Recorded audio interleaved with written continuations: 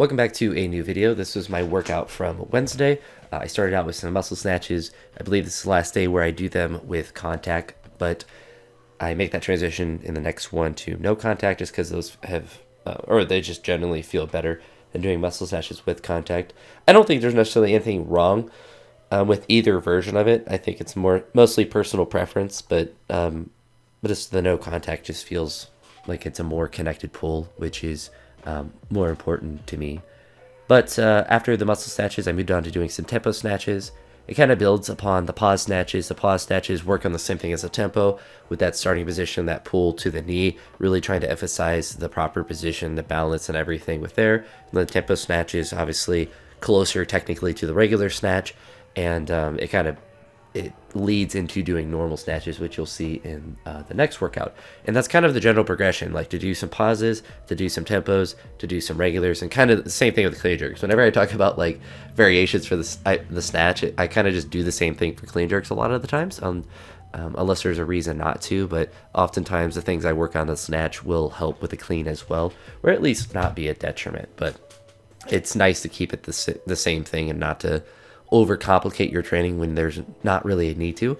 And for me with cleans, it's not really a complicated lift for me to do, so doing the same variations I do with snatch will probably help, because if you have an issue in one version of the pull, it's probably with the other versions as well, because your body doesn't magically change between the different movements unless you have some really weird stuff going on. But I've noticed that most of the technical stuff, if I do it for the snatch, usually helps with the clean as well.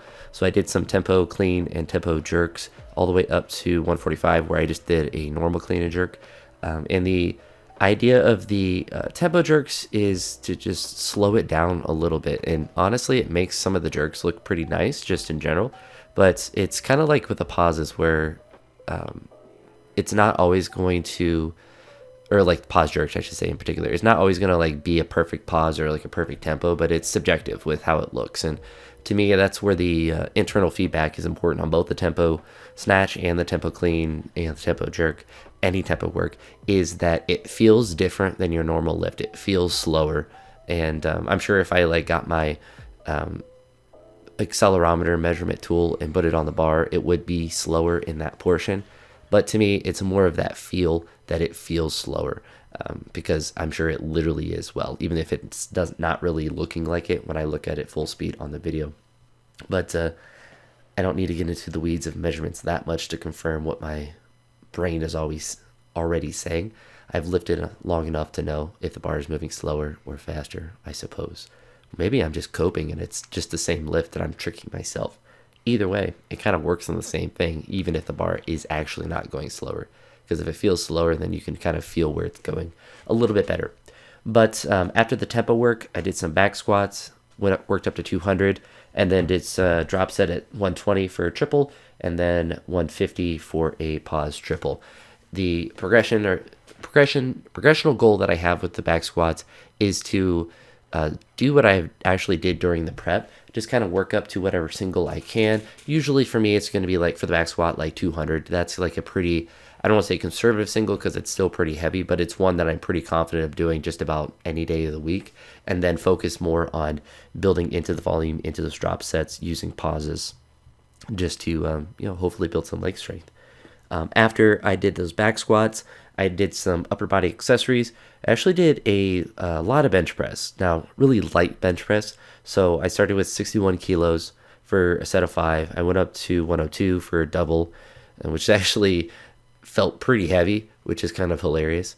Then went back down to 61 kilos and did some feet up bench press and just did 3 sets of 10. What's nice with bench press, even though I don't really like the movement and most of the time it kind of bothers my shoulder, if I can load it properly, which for me is just keeping it really light, because I think one of the reasons I'll get irritation in my shoulder is I just am too aggressive with it because my strength doesn't dip that low where I can still bench press more than what my body's prepared for. So if I keep the loads conservative for a while, I'm sure like now, or like currently it isn't bothering me, but it's something I'm being aware of, because the bench press to me isn't an important movement to do. Like if it does irritate me, I just won't do it. So it's not one that I'm like, I have to get up to this weight or whatever. But I have always gotten good hypertrophy in my chest from it. So it's a nice just bodybuilding movement essentially for that area.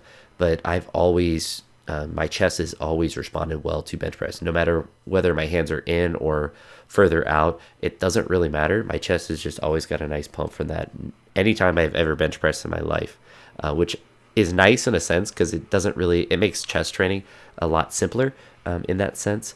But I don't know. It's kind of funny that I respond to it in a good way as far as hypertrophy goes, and I still don't like the movement. I then did some machine flies, which didn't feel as good as last time. I don't know if the machine was set up slightly different, but it was just kind of difficult to initiate the lift with it. So I was just kind of struggling a little bit more than the last time with it, but I got a little bit of a pump with it. And honestly, with how much hypertrophy I felt from just the regular bench press, I just kind of left it there. I only did like 2 sets of 10. And then I ended with some seated chest supported rows. I guess chest supported rows is just the name of it, whatever that machine is called. And that's a piece of advice for anyone that does want to do bench press, especially if they're doing weightlifting and bench pressing isn't a priority, or just, I would say just in general, doing a lot of pulling, upper back pulling is really beneficial to bench pressing. When I was more into increasing my bench press, that was something that actually helped quite a ton, was doing a lot of rowing and upper body specific work to not necessarily counteract the bench press, but to kind of balance it out. So you're not just doing, vertical pressing, or horizontal pressing. You are doing the same thing with horizontal pulling, and it helped my bench press because it was one of the few it was the only one of the 3 when I started powerlifting back in the day that didn't go up immediately, and that was at the point where I was still having beginner gains. So it should have went up, but I just had to train it a little bit harder and just add different things to it. But my upper body's always been weak. It will always be weak relative to my other things. But I recorded the commentary before I edited the clip, so hopefully there's not too much blank space at the end. I'm going to go ahead and end the commentary here. But yeah, it's my Wednesday workout, productive stuff, just moving through the week, hitting some good lifts, and trying to build the consistency, which is the key. But that's it for this one. Talk to you on the next one. Peace.